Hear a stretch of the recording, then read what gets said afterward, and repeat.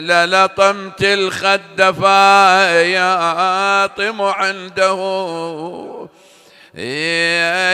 وأجريت دمع العين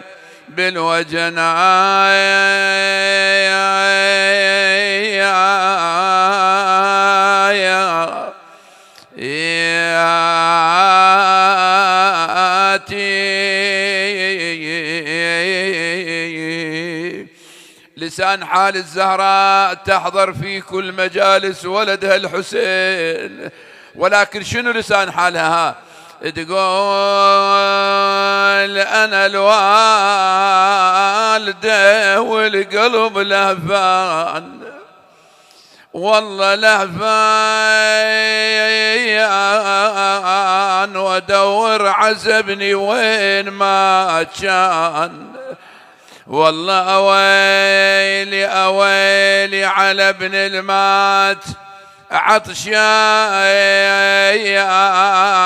ولعبت عليه الخيل ميدان. وانه جاي من قلبك ها ولعبت عليه الخيل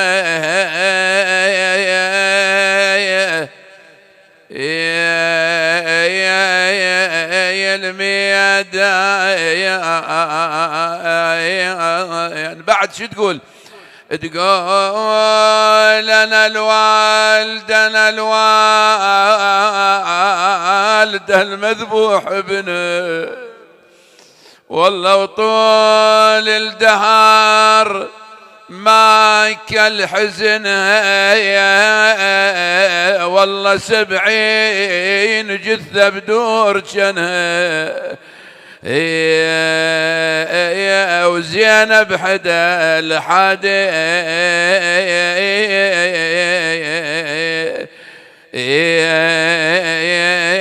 بضعنها. خل نشوف زينب شلون تخاطب أبوها أمير المؤمنين من كربلاء. تقول له يا أبو يا علي أنا الليل هاود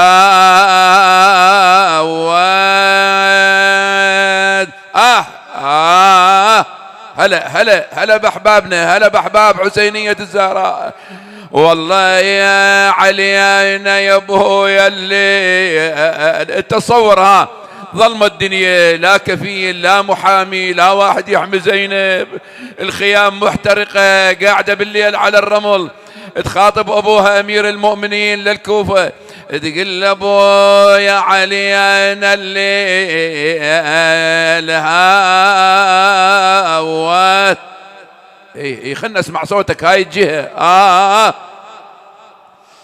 بويا هويد وانا حرمة وغريبة وما لي احد، والله بالحسين هل عندي مادة.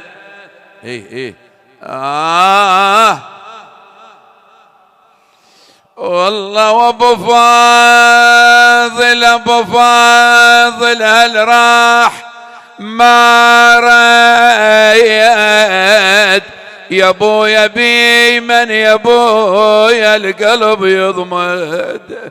يضمد وبالسجاد هل عندي ممدد. إنا لله وإنا إليه راجعون.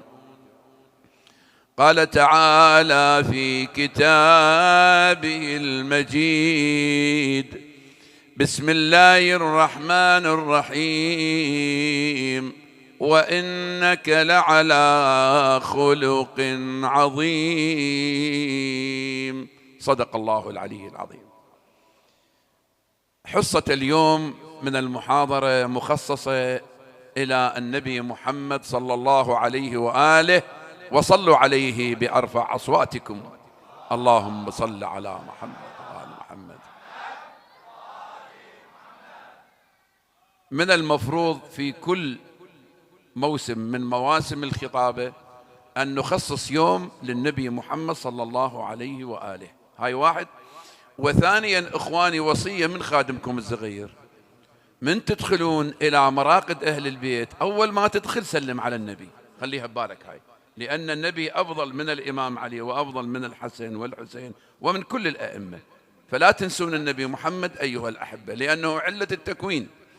شوفوا إخواني وأحبائي، هذه الآية تأكيد من الله سبحانه وتعالى يخاطب بها النبي ويعلم الناس، يقول له وإنك لعلى خلق عظيم. جيد، احنا في شهر رمضان قلنا في هذا الشهر المبارك علينا أن نحسن أخلاقنا من الأسوأ، إن شاء الله ما بكم أسوأ، إلى الأحسن.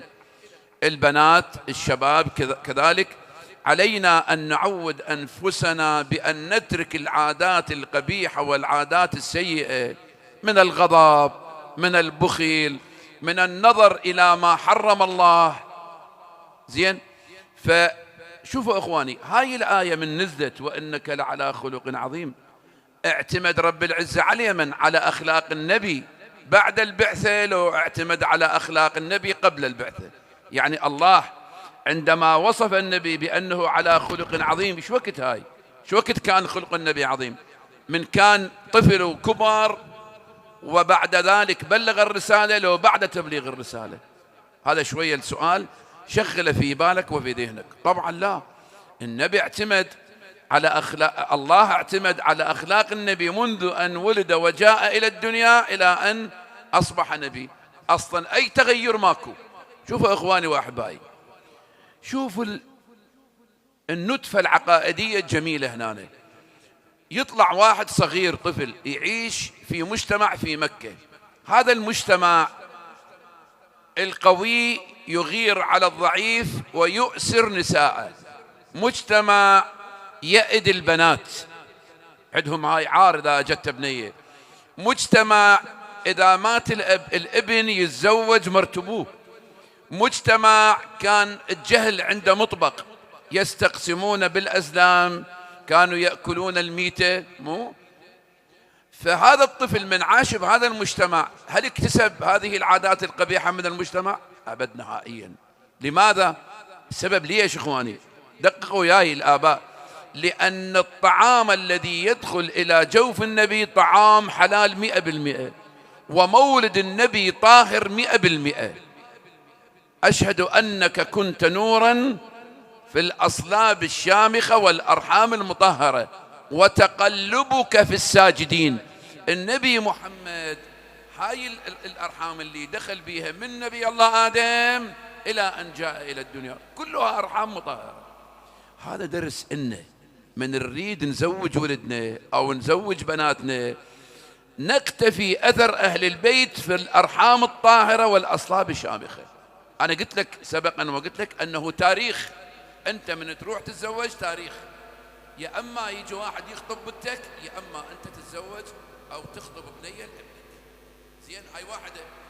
فلذلك الله سبحانه وتعالى يقول للنبي، يقول له وإنك لعلى خلق عظيم. خليك زين، هاي العظيم وهاي القياسات بالقرآن من الله يذكر مثلا يقول متاع الدنيا قليل، زين، وإن لك في النهار سبحا طويلا. هاي طويل قليل كثير موجودة بالقرآن. لو أنا بتفهم هاي القياسات، هاي القياسات الكمية والقياسات الطولية. مثلا هاي من يقول رب العالمين متاع الدنيا قليل، هذا القليل عند رب العالمين نفس هذا القليل عندنا؟ لا أبدا. العظيم عند رب العالمين نفس هذا العظيم عندنا؟ أريدك تجاوبني، منو الآن عنده عظمة مثل عظمة الله وعظمة النبي؟ فهذه القياسات من تسمعها كون تتمعن بها. هسه أضرب لك مثال. شوف هذا الإنسان الله يطول عمره من يعيش 70 سنة 80 سنة، ترى 80 سنة مش كم يوم، مش كم شهر، مش كم ساعة، 80 سنة، أجيال تموت. هذا رب العالمين شو يقول؟ يقول بالقرآن، يقول عنه متاع قليل. سبحان الله. فكيف إذا قال وإنك لعلى خلق عظيم؟ شنو هاي أخلاق؟ هذا يذكر صاحب كتاب قصص ومواعظ وفي بحار الأنوار وكتب عديدة، يقول في أحد الأيام جاء رجل إلى النبي محمد صلى الله عليه وآله وسلم، فإجا قال له يا رسول الله ما تعرف لي الدين شنو؟ قال حسن الخلق. طبعا بالمناسبة الدين إلى تعاريف هواي. الدين مثلا تعريفه بالعلم والاصطلاح هو مجموعة من العقائد التي نزلت من السماء على صدر الأنبياء ويتعبد بها الناس. نقول هذا متدين، يعني شنو؟ من نقول متدين شنو يعني هذا أخواني؟ يعني يتعبد عنده دين. زين، جاء قال له عرف لي الدين. النبي قال له حسن الخلق. ورا شوية راح أخذ له منا، فر منا، اجى قال له يا رسول الله من غير جهة عرف لي الدين. قال حسن الخلق. شوية انشغل، اجا من الخلف قال يا رسول الله عرف لي الدين. قال حسن الخلق. هنا النبي ما ضاج ولا عبس ولا تثاقل. اجا مرة رابعة قال له يا رسول الله عرف لي الدين. قال حسن الخلق. انتبه عليه. هناك تبين أن هذا الرجل مو مسلم، يريد يختبر النبي هذا متلبس بالدين لو متدين حقيقة. مو قال له حسن الخلق. هناك قال صدقت يا رسول الله، أنا عرفت الآن من جوابك أن الدين هو أنك لا تغضب، هو هذا الدين. فعلا هذا صحيح.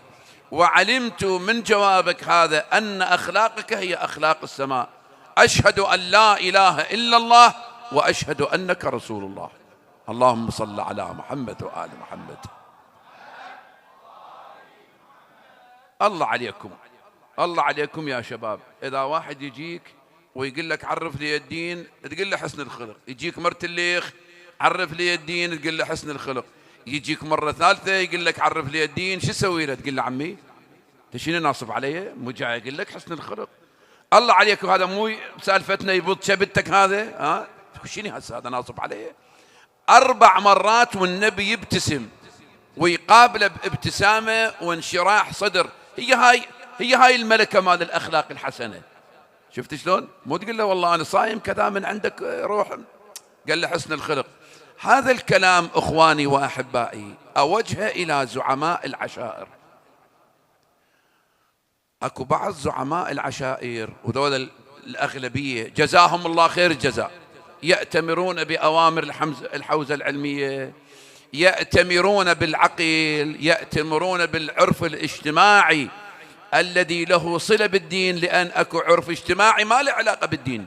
زين، ولا والله أكو بعض زعماء العشائر الله كفيلك أقولها بصراحة، صورة الفاتحة ما حافظها. زين، حالق لحيته بالموس، أنت لا موظف لا أبد لا هاي. زين، هذا أول جرم أنت مرتكبه. ثانيا أنت تساعد على الباطل. يعني الآن صارت أكو بعض العشائر مشهورة بمن إخواني؟ مشهورة بالطلايب. قال له اليوم طلابتك ويا من؟ قال له ويا عشيرة فلان. قال له أوه وقت شي خلصك ذول يدورون فصل.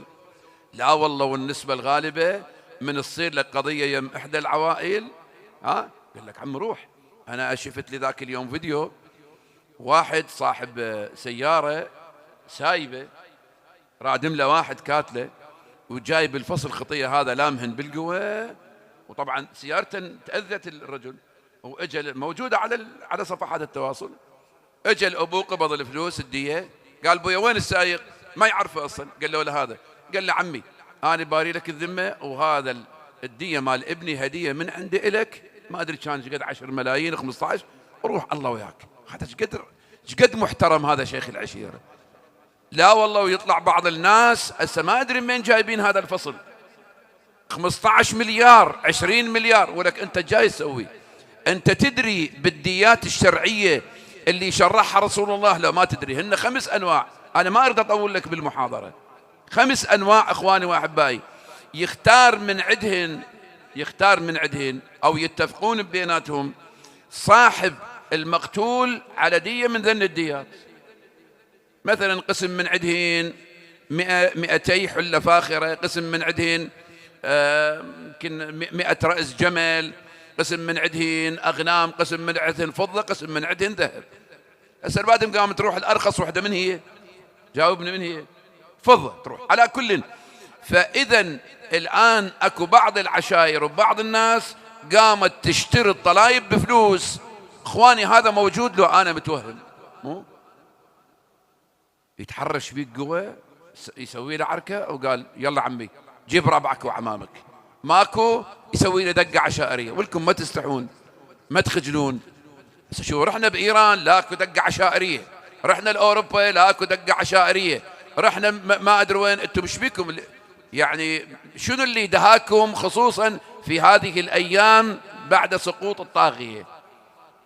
يعني أنا أتمشى في إحدى المناطق في البصرة أقرأ بها مجلس، فشفت الحيطان مثقبة بالرصاص، فقلت له لصاحبي قلت له يابا هاي الآثار الرصاص مبينة، قلت له هاي من الحرب الإيرانية العراقية. قال لا شيخنا ذاك اليوم هنا عشيرتين وبدأوا بالبيكسيات، لا الدور راجمات، الدور قاذفات، الدور يعني صارت، والدور طيارات مسيرة صار هذا موجود عنده. يقولون هذا شنو حاط؟ قلت له هذا شنو هاي قلعة مال أمريكان؟ قال لا شيخنا مو قلعة، لأنه السياج يمكن 3 كيلوات 4 كيلوات طوله وحاطين له أسلاك منفاخية، أسلاك شائكة. قلت له شنو هاي قاعدة أمريكية؟ قال لا شيخنا هاي العشيرة الفلانية. ها يعني عاوزة بس يحط أبراج مراقبة ويحط دوشكات. عيب عليكم. الإنسان يتواضع. هذا النبي يجي واحد إعرابي يجره من ياخته، من ياخته يقول له يا محمد اعطني مما أعطاك الله. النبي يبتسم بوجهه. بالله أنا يجي واحد يجر ياختي قدام الوادي معوفة؟ لا والله ما عوفة. قال لهم اعطوه مما أعطاني الله سبحانه وتعالى. جابوا له هالطعام هاللحم والطهية، قال له لا روح. طبعا قول الصحابة وياه على كل. فإذا هذه هي أخلاق النبي محمد صلى الله عليه وآله. بعد شوفوا الوفاء بالعهد. يقول الإمام الصادق سلام الله عليه في أحد الأيام رسول الله تعامل مع أحد الأشخاص، النبي قال له غدا صباحا أنا أنتظرك إلى جانب هذه الصخرة، تجيني إن شاء الله وتنتهي المشكلة اللي بيناتنا. فعلا الإمام الصادق يقول فالنبي صباحا انتظر هذا الشخص ساعة، ساعتين، 3 ساعات. طبعا تدري أنت هناك بمكة الشمس شلون حارة، حتى بزغت الشمس وأذت النبي، وذاك الرجل لحد أذان الظهر ما جاي والنبي يقف في الشمس. اجوا الصحابة قال له يا رسول الله احنا ندري بيك عندك وفاء بالعهد، بس انتقل منا من الشمس وقف بالظل. قال كيف يكون ذلك؟ ماذا أقول لرب العالمين يوم القيامة؟ أنا ما عدت قلت له يم هاي الصخرة حسب الله بشرفك. لو واحد من عندنا وتشوفه واقف الصبحية بالشمس منتظر لواحد بنص الشارع هنا هذا الشارع وبتموت، شو تقول عليه عمي؟ شو تقول؟ شوف الوفاء. قال لماذا أقول لرب العزة في يوم القيامة؟ هكذا كان رسول الله يعلمنا كيف نكون أوفياء في مواعيدنا.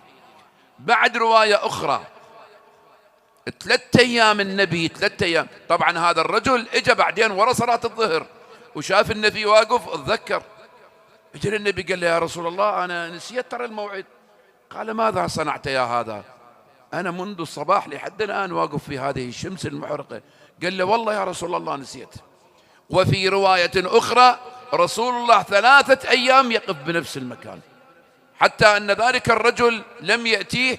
بعد ذلك النبي شافه قال له ماذا صنعت يا هذا؟ قال له والله يا رسول الله أنا نسيت. تعال خلينا نشوف رواحتنا. أنا أسولف على روحي هسه ما أدري بالغير. شوف الآن ايش قد أكو كذب بدوائر الدولة، ايش قد أكو كذب من قبل المقاولين. خذول المقاولين هسه مو كلهم، خاف واحد يقول شيخ يحكي على الوادم. 90% من المقاولين كذاب ودجال ومجرم. والأموال التي يأخذها 90% أموال حرام ويعطي رشا. ليش؟ لأن هذا يبيع المقاولة من واحد لثاني من واحد لثاني، هذا يغلب بالوعود زين، ومن تجي للمشروع تلقيه هباء منثورا زين. بعد شوفوا أخلاق النبي. جاء في أحد الأيام رجل إلى النبي محمد صلى الله عليه وآله وسلم، قال له يا رسول الله فلان من شيعتك ويقول بأقوالك، ولكنه ينظر إلى زوجة جاره، وإذا فسحت أمامه الفرصة لعمل الحرام لعمل ذلك. فقال علي به. من جابوه اكو واحد قاعد يم النبي قال له يا رسول الله هذا من شيعتكم وهذا يقول بإمامتكم. قال كذب والله، مو من شيعتنا، حتى لو يصوم، حتى لو يصلي، حتى لو يجي هنا يمنه. قال إن من شيعتنا من شيعنا وتابعنا بأعماله، هذا من شيعتنا. النبي يقبل أنا أباوع إلى زوجة جاري؟ عيب. النبي يقبل أباوع إلى بنات ديرتي؟ مو. شنو تحل المدرسة مال الثانوية أو مال المتوسطة؟ تجد هناك الكثير من الكلاب السائبة يقفون بباب المدارس ينظرون إلى بنات الناس، بنات العالم. مو بس هاي، هسه اكو مشكلة صايرة بالعراق. بعض الشباب يسوي له علاقة ويا بنية من خلال أدوات التواصل الاجتماعي. زين، هذني قسم من البنات شوية متأخر زواجهن. مو ليش متأخر زواجهن؟ هناك أسباب عديدة. واحدة من عدهن الأبو سمعته مو طيبة، البنية حبابة شريفة تصوم تصلي، بس الأبو مو خو السمعة. هاي الناس ما تجي عليها خوفا منين؟ جاوبوني. سمعة أبوها. فلذلك على الأب أن يحرص كل اهتمامه، ينتبه.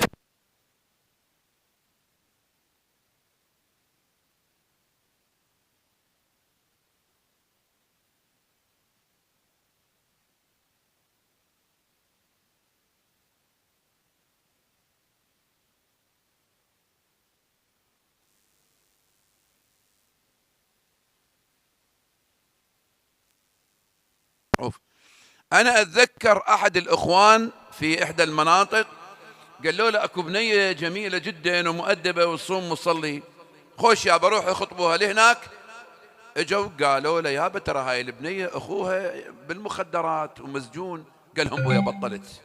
زين الله عليكم، هذا أكو موجود بمجتمعنا الآن لو ما موجود. فقسم من البنات يتأخر زواجهن، قلت لك لأسباب عديدة.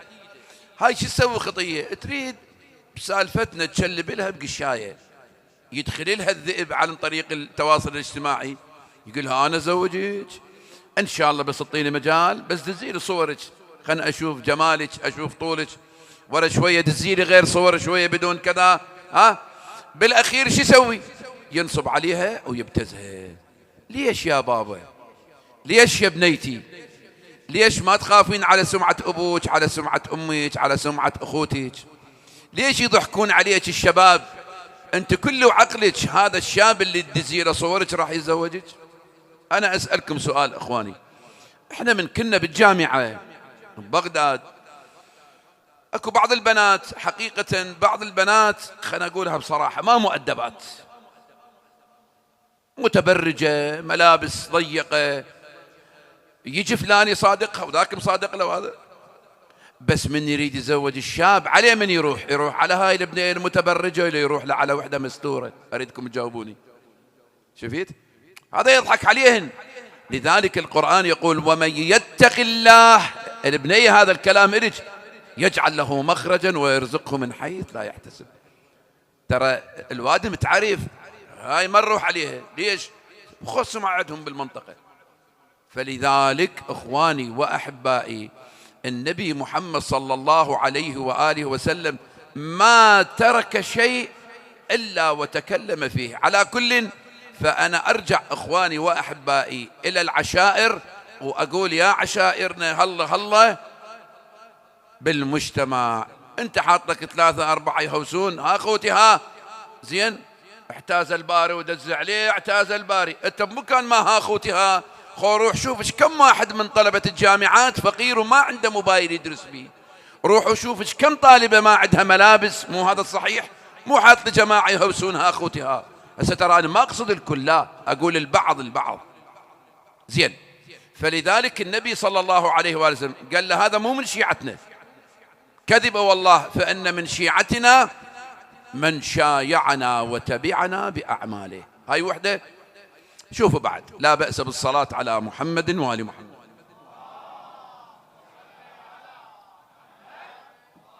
حديث للنبي صلى الله عليه وآله وسلم. شوية الصيام مبين عليكم اليوم. حديث للنبي صلى الله عليه وآله وسلم، وحديث النبي هو مشتق من كلام الله سبحانه وتعالى. قال: في يوم القيامة الله سبحانه وتعالى يجعل أجنحة لبعض المؤمنين فيطيرون من القبر مباشرة ويدخلون إلى الجنة. زين. فتأتي الملائكة متعجبة فيسألون هؤلاء الأشخاص اللي من القبر قبل الجنة، فيسألون الملائكة هؤلاء يقولون لهم: هل مررتم بالصراط؟ فيجاوبوهم المؤمنين يقولوا لهم: عود شنو الصراط؟ ما نعرف. هل مررتم بالعقبات؟ حاسبوكم سيطرات؟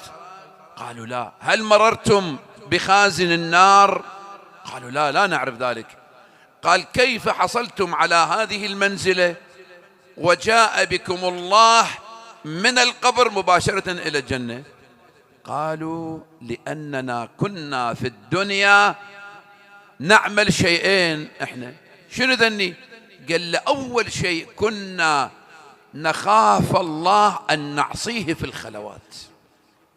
الله، شقد هذا شقد اختبار للشاب والشابة بالخلوات. من تقعد وحدك بالغرفة وبيدك الموبايل، شو تسوي؟ وين تروح؟ هذا الاختبار الحقيقي للشاب. لذلك بعض الشباب يقول: شيخنا أنا ما أسيطر على نفسي، أروح أباوع أشكال. أقول له: خلونا أهل البيت دواء، وهو الأدعية، المعوذات، القرآن. كلما نزغ الشيطان نزغ في روحك في نفسك استعذ بالله واقرأ آيات قرآنية، راح يروح الشيطان مباشرة. بس إذا أنت في بعض الأحيان أنت تشتغل ويا الشيطان البعيد، لا بل أعمال تسويها أصلا الشيطان ما نفكر بيها، مو؟ فلذلك يقول لك: كنا نخاف من الله ونستحي من الله في الخلوات. ما يصير الإنسان خارج الدار تشوفه سبحان الله سبحان الله سبحان الله، ومن يقعد وحده تشوفه يبوك ويسرق وغيبة ويباوع للمحرم وما أدري وين يفر الموبايل على جميع القنوات. هذا منافق الذي لا يستوي خفاءه مع ظاهره، هذا منافق. شفتوا يا إخواني؟ بعد قال له: والشغلة الثانية؟ قال: كنا نقنع باليسير من الدنيا. شلون يعني؟ اسمعوا إخواني وأحبائي، شوفوا هاي القناعة يا إخواني وأحبائي. القناعة مثل ما يقولون كنز لا يفنى. شنو يعني القناعة؟ أكو بعض الناس ما يشبع. شلون ما يشبع؟ مثلا تشوفه يشتغل من 4 الصبح ل 12 بالليل وتارك الصلاة شلون ما كان، زيارات ماكو، كل جل اهتمامه أنه هسه هذا شغله حلال، حلال يشتغل حلال، يشتغل حلال ويجيب بهاي الأموال، لا خمس يطلع، لا زكاة، لا يحضر لمجلس، لا ينفق لدرهم على الإمام الحسين، مو؟ وتشوفه يخاف على الدرهم يطيح. هذا شبيه، هذا ما يقنع باليسير. هذا راح تشوف أولا عصبي، راح تشوف أمراض كثيرة عنده، سكر وضغط وتصلب بالشرايين. ليش؟ لأنه الحسد قد ملأ قلبه. تباوع هو الله رازقه، حاط عينه على التكان اللي بصفه، حاط عينه على التكان اللي قباله، حاط عينه على فلان، فلان اشتغل، فلان حصل، فلان جاب، كان ليش؟ هذا موجود عمي؟ مو موجود لو أنا متوهم. فالإنسان القنوع تجده مرتاح البال، تشوفه صحت عال العال، تشوفه ما مقهور ما متضايق، يكتفي بما رزقه الله سبحانه وتعالى. لذلك أمير المؤمنين يقول: خيار أمتي القانع وشرارهم الطامع. هسه الطامع هنا ما قال يصلي ما يصلي، عموم الطماع من شرار الناس إخواني وأحبائي. بعد اسمع شي يقول أمير المؤمنين، يقول: أعون شيء على صلاح النفس هو القناعة. فعلا إخواني وأحبائي، خلينا نعلم أولادنا وأولادكم على القناعة. شلون يعني؟ مرات في بعض الأحيان شاب يبلغ يعني يكبر، يشوف أبوه فقير، حالته فقيرة، يباوع البقية أقرانه، يشوف مثلا عندهم سيارات، عندهم أموال.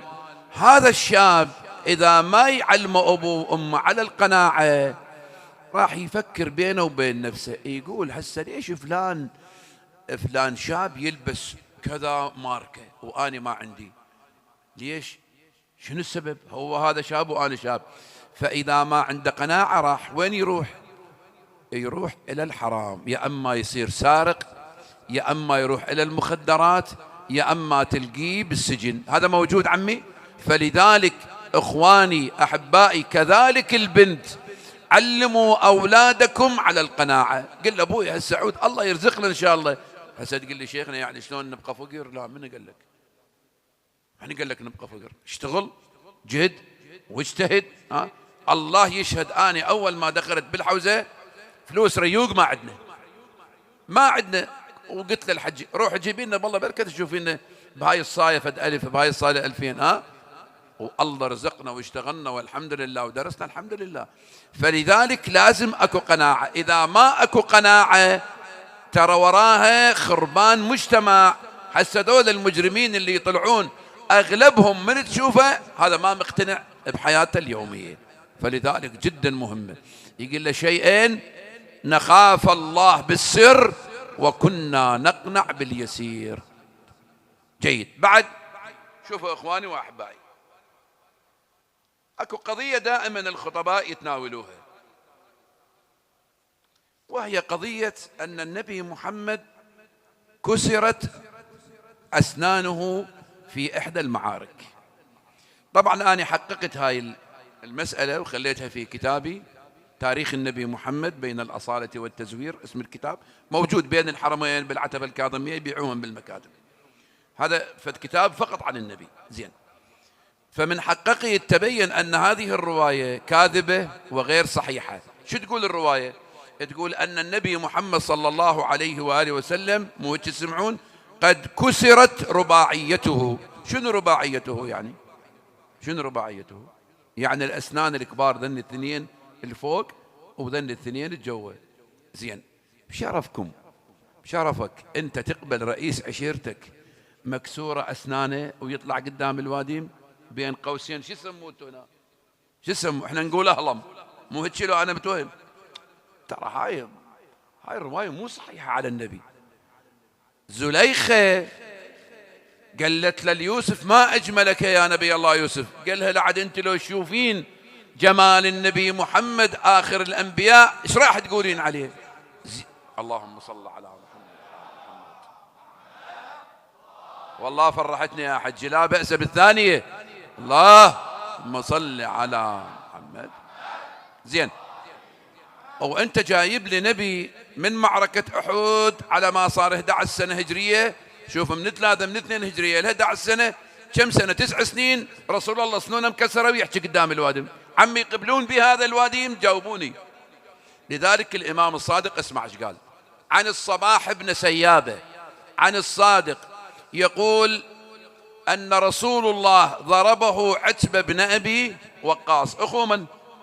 أخو سعد بن أبي وقاص. ضربه على وجهه فسال الدم من وجهه ودخل في فمه، فتصور الناس أن رسول الله قد كسرت أسنانه. ويقول هو الإمام الصادق سأل هذا، سأل الصباح بن سيابة، قال له، هو سئله قال له: يا سيدي مولاي يا جعفر بن محمد، هل رسول الله صحيح كسرت رباعيته؟ قال: كذبوا والله كذبوا. قال: وإنما عتبة بن أبي وقاص ضربه على وجهه فشج وجهه فدخل الدم في فمه. قالوا أن رسول الله كسرت أسنانه. يا خطبائنا، يا عمي، انتوا ليش ما تحققون بالروايات؟ هسه قول الرواية سندها مثلا عندك، تقول سندها صحيح، بس انت تقبلها على النبي سنونه مكسرة؟ ما يصير هذا. لذلك اخواني واحبائي، فقضية جدا هزتني انا عندما اقرأ التاريخ، يقولون بعد معركة أحد: لا بأس بالصلاة على محمد وآل محمد.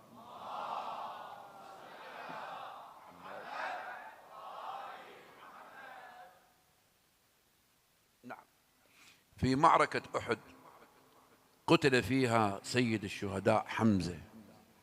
ماذا صنع المشركون في جثة حمزة ابن عبد المطلب؟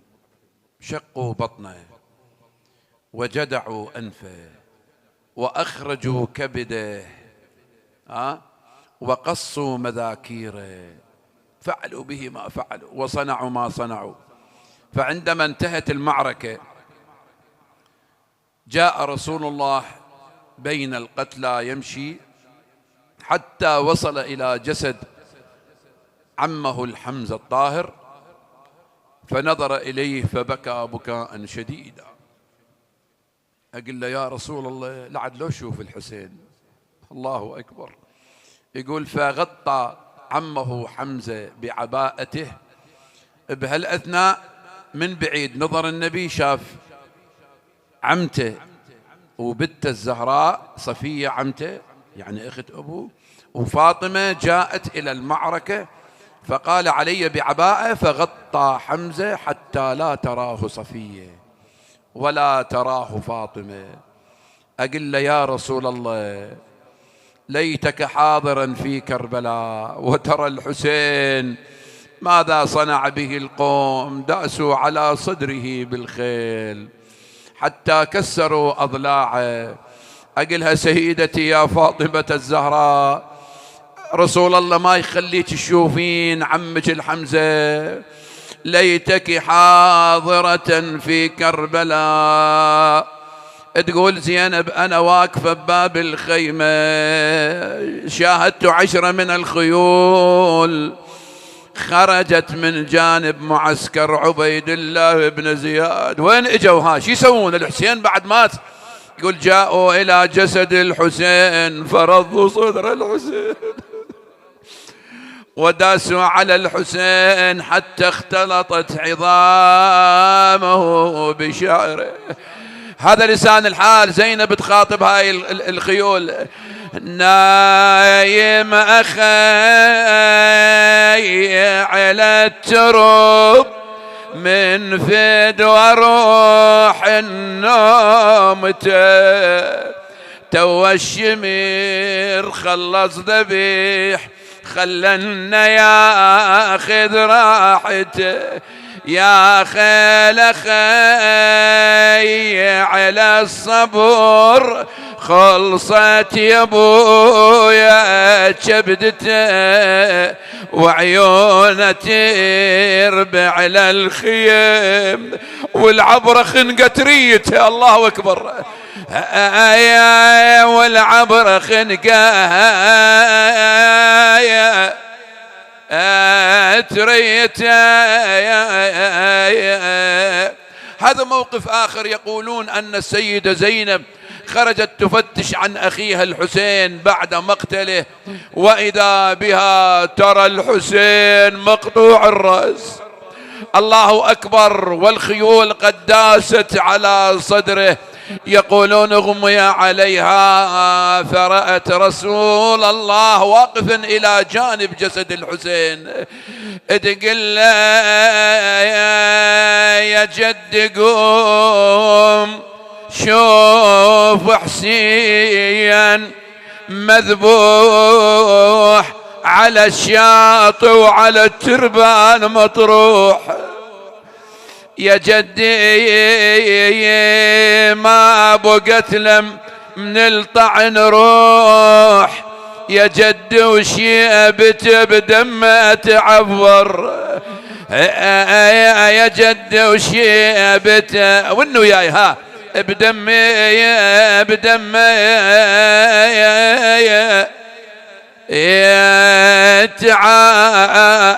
تعفر.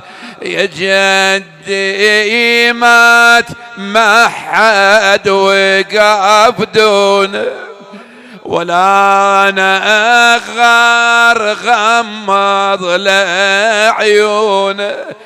يعالي جبال السبعة لي جبال الشمس ما حد وقف دونه ولا واحد يفي من الحر. بعد شو تخاطب جدها رسول الله؟ تقول له يا جدي السيف يا جدي بالوجه للسيف رنايا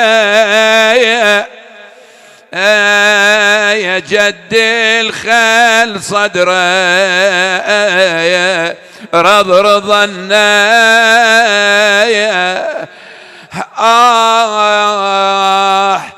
قامت زينب وقفت بين جثث القتلى. بعد ما أدري إلمن توجه كلامها، توجه للحسين، توجه للعباس، شنو لسان حالها. والله حمايل دخل يا حسين كل الوادم يشهدون والله بر وبحر مو منكور جن وإنس يعترفون بس وحدة يا ابو اليمة شن هي العقل من عدها ظل مذهول شلون انهضمت سكينة سكت ولا قلت بحماي يا سكت ولا قلت